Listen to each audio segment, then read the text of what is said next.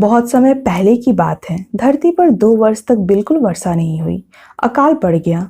पहले तालाब को सूखता देख एक मेढक को बहुत चिंता हुई।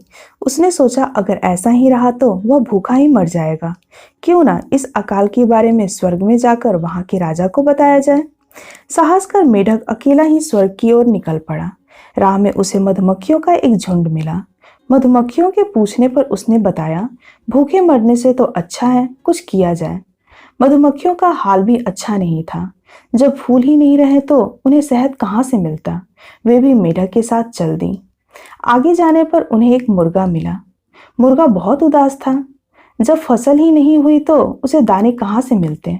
उसे खाने के कीड़े भी नहीं मिल रहे थे। इसलिए मुर्गा भी उनके साथ चल दिया।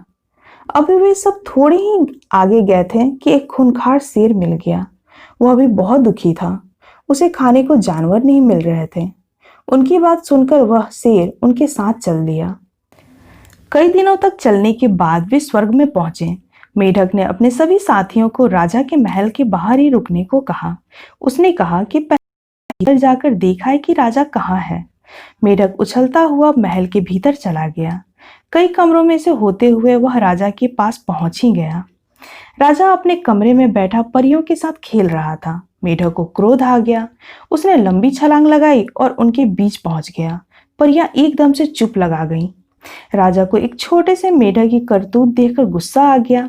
पागल जीव, तुमने हमारे बीच आने की साहस कैसे किया? राजा चिल्लाया। परंतु मेढक बिल्कुल नहीं डरा। उसे तो धरती पर भी भूख से मरना ही था। जब मौत साफ दिखाई दे तो हर कोई निडर हो जाता है।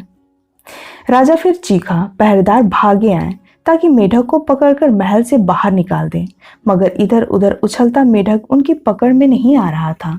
मेढक ने मधुमक्खियों को आवाज दी। वे सब भी अंदर आ गईं। वे सब पहरेदार के चेहरे पर डंक मारने लगी। उनसे बचने के लिए सभी पहरेदार भाग गए। राजा हैरान था।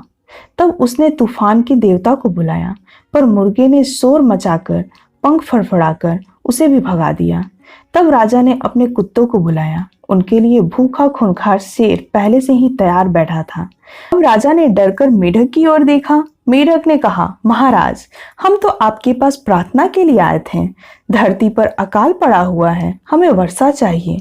राजा ने उसे पीछा छुड़ाने के लिए बोला, अच्छा चाचा, वर्षा को भेज देता हूँ। जब वे सब साथी धरती पर वापस आए तो वर्षा भी उनके साथ थी। इसलिए वियतनाम में मेढक को स्वर्ग का चाचा कहकर पुकारा जाता है।